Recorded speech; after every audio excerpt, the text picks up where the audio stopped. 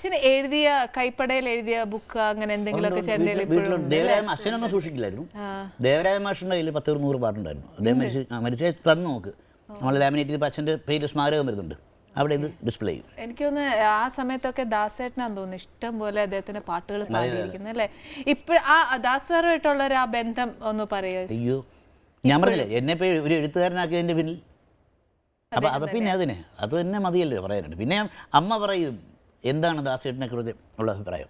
നമ്മുടെ അമ്മ പറഞ്ഞത് ദാസേട്ടൻ അമ്മയെന്ന് വിളിച്ചാൽ ഏതമ്മയും വിളിക്കും, സ്വന്തം മകൻ വിളിക്കുന്ന പോലെയാണ്. തീർച്ചയായിട്ടും അത് മതിയല്ലോ, ഇത് കൂടുതൽ എന്ത് പറയാൻ. ചേട്ടാ ഇപ്പം ഈ കെമിസ്ട്രി ആയിട്ടൊക്കെ ചേട്ടൻ വർക്ക് ചെയ്തെന്ന് പറഞ്ഞില്ലേ? അത് ഞാൻ 22 കൊല്ലം ജോലി ചെയ്തോടെ. ഓക്കെ, അപ്പം ചേട്ടാ അത് കഴിഞ്ഞിട്ട് ചേട്ടൻ ഇപ്പൊ എൻറ്റയർലി ഡിഫറെന്റ് ആയിട്ടാണ് ഇപ്പൊ ഫിലിമിലേക്ക് വന്നത്. ആ ഒരു ഇതുവേ അല്ല ആഗ്രഹിച്ചിട്ടുണ്ടോ ഫിലിമിലേക്ക് എപ്പോഴെങ്കിലും വരണം എന്നോ? ഇല്ല. പക്ഷെ ഇപ്പം ചേട്ടൻ ഫിലിമിലാണ് താല്പര്യമില്ലായിരുന്നു. അച്ഛൻ എന്നെ സിനിമയിലേക്ക് കൊണ്ടുവരണ്ടെന്ന് തന്നെയായിരുന്നു അച്ഛൻ്റെ ആഗ്രഹം. പക്ഷേ ഡോക്ടർ എന്നുള്ള അച്ഛൻ്റെ വിചാരവും നടന്നില്ല. അപ്പോൾ പിന്നെ രണ്ടാമത് തോന്നിച്ചായിരിക്കും. അങ്ങനെ എന്നെ വിളിക്കുകയായിരുന്നു സിനിമയിലേക്ക്. ഞാൻ പോയിട്ടില്ല, എന്നെ വിളിക്കണം സിനിമ. അതെങ്ങനെ വന്ന ചേട്ടാ ഫിലിമിലേക്ക്? ആദ്യത്തെ പിന്നെ പടം എൻ്റെ പൊന്നു തമ്പുരാൻ. അത് പിന്നെ പ്രകാശ് കോളേജ് എന്ന് പറഞ്ഞാൽ അദ്ദേഹം കോഴിക്കോടുള്ള ആളാണ്. അങ്ങനെ വന്നിട്ട് ഇങ്ങനെ കഥ പറയുന്നു. ആ പടം പക്ഷെ നടന്നില്ല. അത് കഴിഞ്ഞാണ് പൊന്നു തമ്പുരാൻ എന്നുള്ള സെയിം അതിനെ കഥ മാറ്റിയിട്ട് ദേവരായ മാസ്റ്റർ കയ്യിലേക്കാണ് ആദ്യം എന്നെ കൊണ്ടുവരുന്നത്. അപ്പോൾ അച്ഛൻ്റെ ഒരു പാട്ടും ഉണ്ടായിരുന്നു.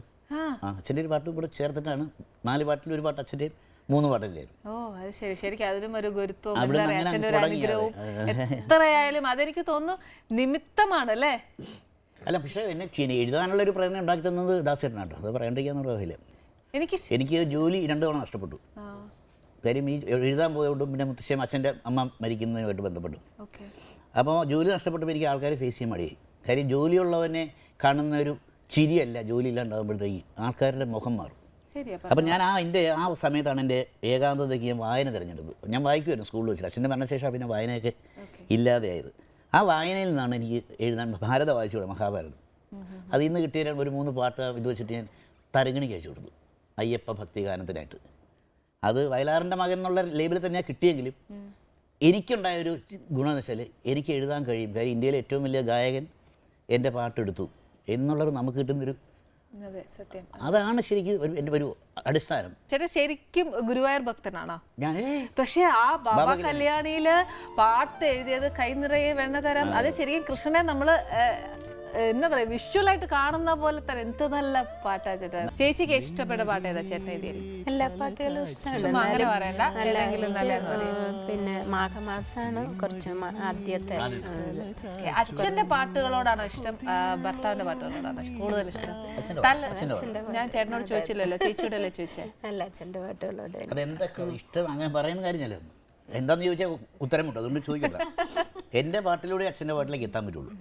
കാര്യം അച്ഛൻ്റെ പാട്ടൊന്നും ചിലതും പിന്നെ പ്രളയമയൂഹിയിൽ ഉറങ്ങിക്കൊണ്ടിരുന്നൊരു പ്രഭാമയൂഹമേ കാലമെന്നു പറഞ്ഞു.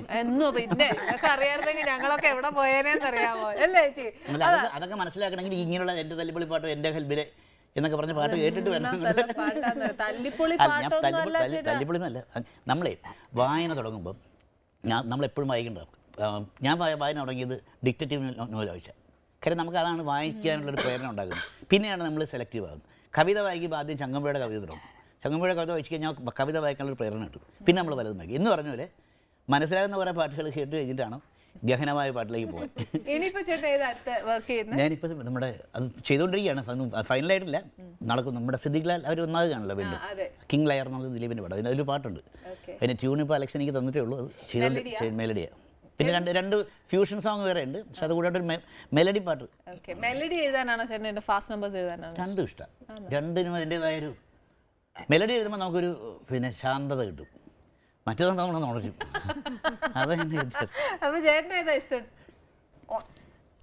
രണ്ടും അതെ. അല്ല, മറ്റേത് ഒന്ന് മനസ്സിനെ തലോടും, ഒന്ന് ശരീരത്തിനെ തലോടും. അതാണ് എൻ്റെ വ്യത്യാസം. ചേച്ചി വീട്ടിൽ കംപ്ലീറ്റ് വെജ് ആണോ? ഞാൻ എന്തും കഴിക്കും. നല്ല സുഖമായിട്ട്. ചേച്ചിയില്ല, അപ്പൊ ചേച്ചി ഉണ്ടാക്കി കൊടുക്കും? ഇല്ല. ഇത് നോൺ വെജ് ബോർഡിങ് കഴിക്കുക. പക്ഷെ ബോർഡിങ്ങൊക്കെ അവിടെ പറയുന്ന രീതിയിൽ എല്ലാ ദിവസവും കിട്ടില്ലല്ലോ. എനിക്ക് ആർത്തി കൂടാൻ കാര്യം എന്ന് വെച്ചാൽ അനുഭവങ്ങൾ പാളിച്ചിരുന്നൊരു പടം ഉണ്ടായിരുന്നു, അറിയാം? സത്യൻ മാഷ് അവസാനം അഭിനയിച്ചത് മുഴുവനായിട്ടില്ല. അതിൻ്റെ അവസാനത്തെ സീൻ ഷൂട്ട് ചെയ്തത് ഞങ്ങളുടെ അടുത്തൊരു ഫാക്ടറിയിലാണ്. ഇദ്ദേഹത്തെ പിന്നെ അവിടെ നിന്നാണ് ജയിലിലേക്ക് കൊണ്ടുപോകുന്നത്. ആ ദിവസങ്ങളിൽ ഷൂട്ടിങ്ങിലെ വേഷം പോലും മാറ്റാണ്ട് കയ്യിലെയും ചുമന്ന ജുബയിട്ട് ഇദ്ദേഹം അടൂർ ഭാസ്യം കൂടെ വീട്ടിൽ വന്നിരുന്ന് കഴിയും, ആഹാരം കഴിയും. അപ്പം എല്ലാ വിഭവവും മേടിക്കും, മീൻ ഇറച്ചിയൊക്കെ ഉണ്ടാവും. അപ്പോൾ എല്ലാവരും അവരുടെ ഒരു മര്യാദ ഭാസ്യം എല്ലാം എല്ലാവരും എടുത്തു കഴിഞ്ഞോ എന്ന് വെച്ചാൽ പാത്രം ഇങ്ങോട്ട് എടുത്തിട്ട്. അപ്പം അതാണ് എനിക്ക് ശരിക്കൊരു കൊതി ഇതിനോടുണ്ടാക്കി, ഇതിൽ എന്തുമാത്രം രുചി ഇതിനുണ്ടെന്നുള്ളത്. അപ്പോൾ കുഞ്ഞുനാളിലത് കാലം കഴിച്ചിട്ടുണ്ട്, പക്ഷേ അവിടെയൊക്കെ നമുക്ക് തോന്നുമ്പോൾ കിട്ടില്ലല്ലോ. അത് നേരെ പിന്നെ എറണാകുളത്ത് നല്ലൊരു ഹോട്ടലുണ്ട്, അത്ഭുതപ്പെടും. വാഴയ്ക്കാപ്പവും ബീഫ് കറിയാണ്. അത് ഭയങ്കര ടേസ്റ്റാ. 4 മണിയൊക്കെ ആകുമ്പോഴത്തേക്ക് ഒരു മലയുടെ അത്രയും പൊക്കമുണ്ട് വാഴയ്ക്കാപ്പം. 6 മണിയാകുമ്പോൾ കാണില്ല. ഇത് സത്യം കേട്ടോ. എൻ്റെ ഏട്ടനും എന്നോട് പറഞ്ഞിട്ടുണ്ട് ഈ ഏത്തക്കാപ്പവും ബീഫ് കറിയും ഭയങ്കര ടേസ്റ്റാന്ന്. എന്തായാലും നമ്മുടെ കുക്കറി ഷോയിൽ നമുക്ക് ഒരു പ്രാവശ്യം മട്ടൻ കറി ഏത്തക്കാപ്പവും കൂടെ ഉണ്ടാക്കി നോക്കാം. ഒരു ക്വയറ്റ് ഡിഫറെന്റ് അല്ലേ? ചേച്ചി ഉണ്ടാക്കിയ ഭക്ഷണത്തിലെ ചേട്ടൻ ഏറ്റവും കൂടുതൽ അപ്രീഷിയേറ്റ് ചെയ്തേക്കുന്ന ഏത് ഭക്ഷണം? പരീക്ഷണങ്ങളൊക്കെ പരീക്ഷിച്ചിട്ടുണ്ട്? പരീക്ഷണങ്ങളൊക്കെ ചേട്ടൻ നടത്തും. ഇഷ്ടപ്പെട്ട ഏതാ?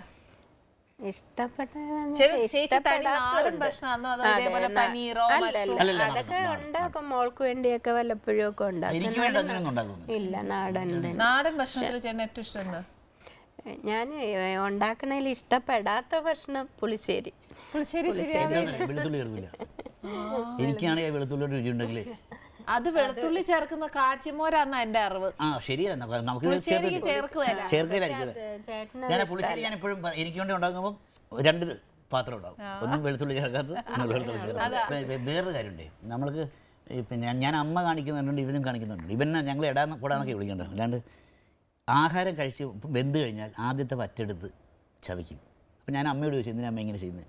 എന്തെങ്കിലും വിഷാംശം ഉണ്ടെങ്കിൽ അത് ആദ്യം എനിക്ക് കിട്ടട്ടെ. അതാണ് ഭാര്യ ഉണ്ടാക്കി തരുന്നത്. ഇദ്ദേഹം കാണിക്കും. അപ്പോൾ അതിന് നമ്മൾ ഹോട്ടലിൽ 5 സ്റ്റാർ ഫുഡ് പോയി കഴിച്ചാലും വീട്ടിൽ ചിലപ്പോൾ ഒരു മോരും ചമ്മന്തിയാകും ഉണ്ടാകുന്നത്. പക്ഷെ അതിനകത്ത് ഒരു ഐറ്റം കൂടുതലുണ്ട്, സ്നേഹം. മറ്റത് കാണത്തില്ല, മറ്റേത് കച്ചവടം മാത്രമേ ഉണ്ടാവുള്ളൂ. ആ രുചി ഉണ്ടല്ലോ, പിന്നെ അത് വേണം. അത് ശരിയാ, ആദ്യത്തെ വറ്റ. അപ്പം ഈ പറഞ്ഞ കേട്ട പോലെ ഈ ഞാൻ ഉൾപ്പെടെ ഇനി നാളെ തൊട്ട് അത് തിന്നണോ? സ്നേഹമുള്ള ഭാര്യമാരാണെങ്കിൽ കഴിക്കും, ഇല്ലേ? തീർച്ചയായിട്ടും. അവിടെ ഞാൻ എന്തായാലും നാളെ തൊട്ട് വീട്ടിലൊക്കെ ഉണ്ടാക്കുമ്പോൾ ഒരു പറ്റെടുത്ത് തിന്നേച്ചു. ഇത് നല്ലൊരു അറിവല്ലേ, ഒരു അമ്മ പറഞ്ഞു തന്ന ഏറ്റവും നല്ലൊരു അറിവാ. ആ അമ്മ കുടുംബത്തെ സ്നേഹിക്കുന്നതും മക്കളെ സ്നേഹിക്കുന്ന ഈ ഒരൊറ്റ വാക്കിൽ നിന്നും നമുക്ക് മനസ്സിലാക്കാം. ഇനി ആത്മാർത്ഥമായിട്ട് ഇതിനെപ്പറ്റി അഭിപ്രായപ്പെടട്ടെ. അപ്പൊ ഞാൻ നന്നായിട്ട് കഴിച്ചല്ലോ, കയ്യിലേക്ക് ഒന്നുമില്ല. ഈ മഴയത്ത് മുമ്പേ എന്നുള്ള സിനിമയിലൊരു കഥാപാത്രമായിരുന്നു. ആ പാവം മമ്മൂക്കയുടെ കുടുംബത്തിനെ കുട്ടിച്ചോറാക്കിയ ആള്. അന്ന് തോന്നിയ ദേഷ്യം ഇന്ന് മാറി. ഇത്രയും നേരം എന്നോട് ദേഷ്യ വരുന്നേ.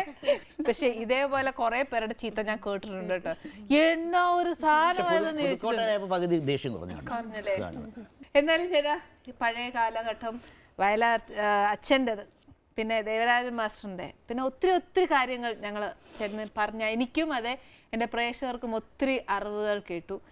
സന്തോഷമുണ്ട്. പക്ഷേ ഇന്നും നമ്മുടെ മലയാളി, നാളെ നമ്മുടെ പ്രേക്ഷകർ, അതായത് ഇനി വരുന്ന ജനറേഷൻ പോലും അച്ഛനെ ഒരിക്കലും മറക്കൂല. കാരണം such A very good legend. അച്ഛൻ്റെ പേരിനോടൊപ്പം തന്നെ മകൻ്റെയും പേര് അച്ഛൻ്റെ അത്ര എത്തണ്ടെന്ന് എന്നോട് പറഞ്ഞ്, പക്ഷെ എന്നാൽ എൻ്റെ മനസ്സുകൊണ്ട് ഞാൻ പറയട്ടെ, അത്രയും മാത്രമല്ല അതിലപ്പുറം എത്തട്ടെ എന്ന് തന്നെ ഞാൻ ആശംസിക്കുകയാണ്. ഇനി എനിക്ക് പറയാറോ, കൂടുതലൊന്നും പറയാൻ അറിയാൻ മേല. അടുത്ത എപ്പിസോഡിൽ പുതിയ വിശേഷങ്ങളുമായി നമുക്ക് വീണ്ടും കാണാം. Till then